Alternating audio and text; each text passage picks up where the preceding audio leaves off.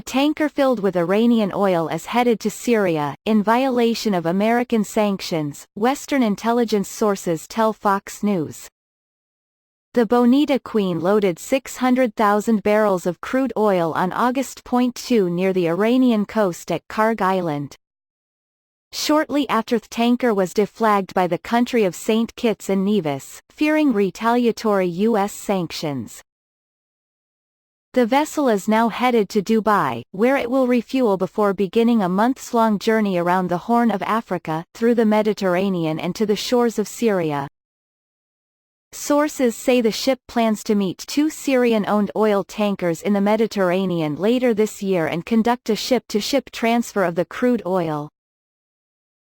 This transfer would be an additional violation of American sanctions since the U.S. Treasury Department already sanctioned the two Syrian tankers in March of this year.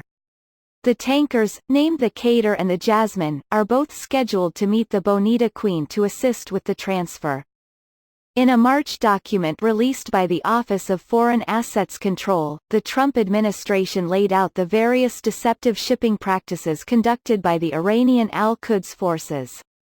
In addition to ship-to-ship transfers, the two Syrian vessels were accused of disabling their GPS and ICE location systems, changing the names of their vessels and falsifying cargo and vessel documents. The owner of those Syrian tankers, Mohammed al-Khatirji, was sanctioned by the Trump administration in 2018 for profiting off of the Syrian civil war. Al-Khatirji's brother and business partner was sanctioned by the EU in January of this year, making this planned transfer of Iranian oil a violation of both EU and US sanctions.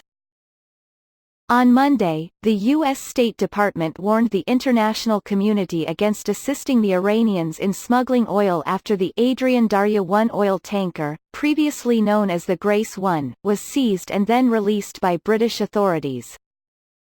Tensions continue to rise in the Middle East after a series of attacks on Western-linked oil tankers this summer in the Persian Gulf. This week Iran warned the United States against resizing the Adrian Darya 1, saying such an act would have grave consequences. Fox News' Yonit Freeling contributed to this report.